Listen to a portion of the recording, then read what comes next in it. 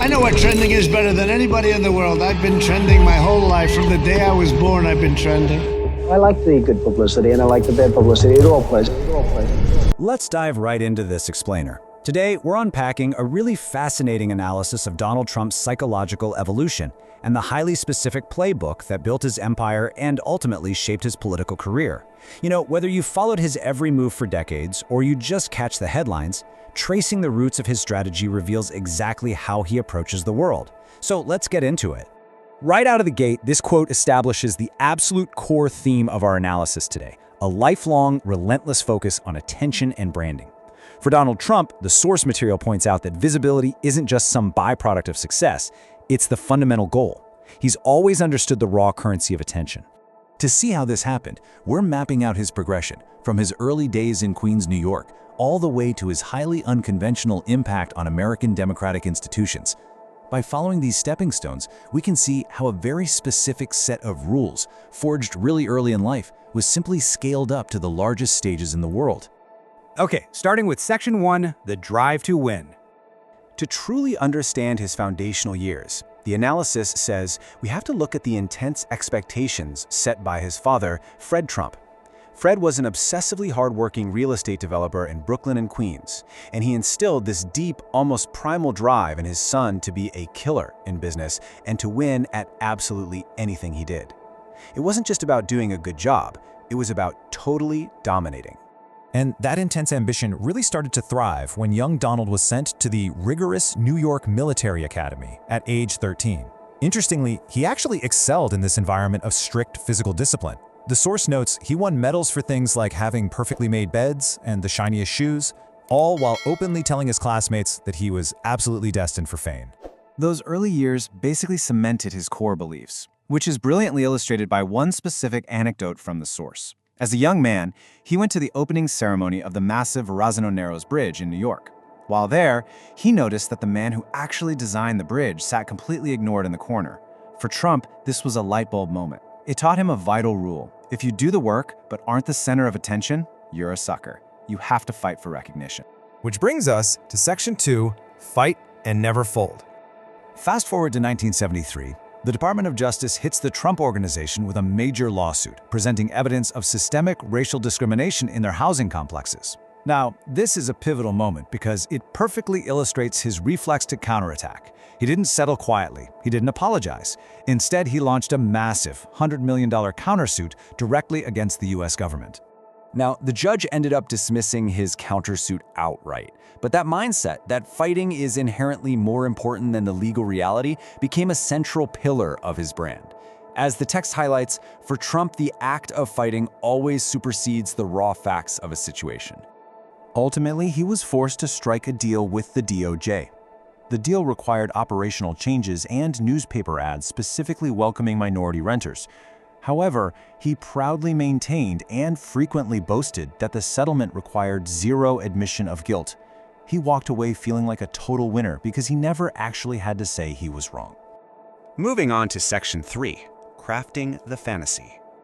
Tiring of the middle-income housing business out in Queens, Trump turned his sights across the river to the luxury, prestige, and massive attention of Manhattan. He realized early on that people absolutely love to be sold an extravagant dream. This philosophy is what led to the creation of glitzy gold and marble properties like Trump Tower. He understood that hyperbole wasn't a flaw for him, it was a highly effective sales tactic. To see exactly the lengths he'd go to craft this fantasy, look no further than an anecdote from the 1980s. A Forbes reporter was compiling a list of the wealthiest Americans.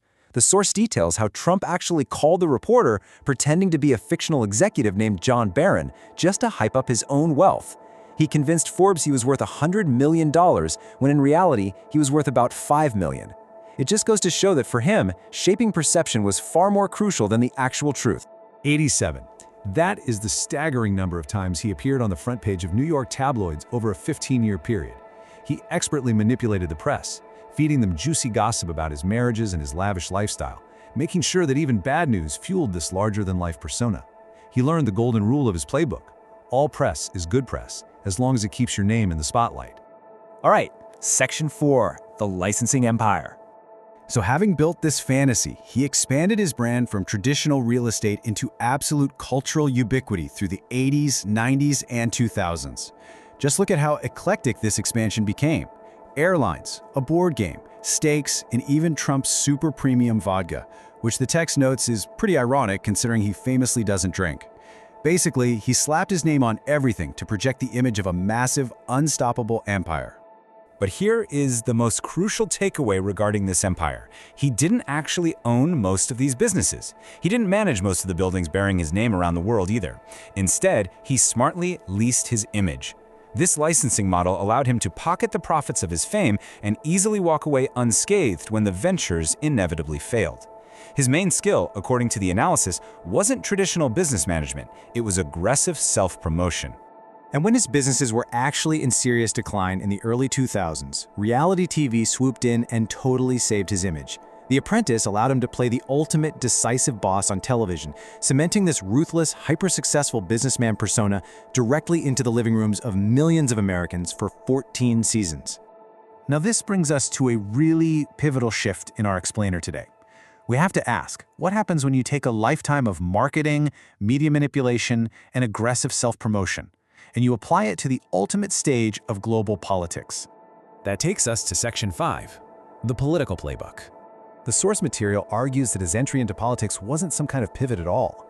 Actually, it was just the final, grandest execution of this exact three-step strategy.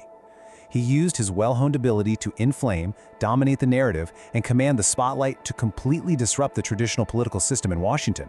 Remember when he famously descended that golden escalator to run for president in 2015? People wondered why a billionaire would willingly subject himself to the brutal grind of politics. When asked, this was his candid answer. And wow, it directly echoes that childhood lesson he learned sitting in the crowd at the bridge ceremony. No matter how rich you are, you must fight for recognition, or you're a sucker. And that brings us to the final tenet of his playbook, never admitting defeat. The source neutrally highlights how this ultimate refusal to fold, even when losing an election, has alarmed figures across the entire political spectrum. Staunch conservatives, like former Vice President Dick Cheney, quoted here, have argued that this relentless playbook poses a fundamental threat to the fragility of democratic institutions. Why? Because the playbook dictates that the system itself must be attacked if it declares him the loser. As our explainer wraps up, we're really left with this big, looming question. From Queens to Manhattan to reality TV and straight into the White House, the rules he plays by have quite literally never changed. So we have to wonder, how will a man whose entire psychological foundation is built on an obsession with winning at all costs and crafting his own reality continue to test the very systems that attempt to hold him accountable? It is a truly fascinating look at how personal psychology scales up to shape global history. Thanks for joining me for this explainer, and keep questioning the playbooks behind the headlines.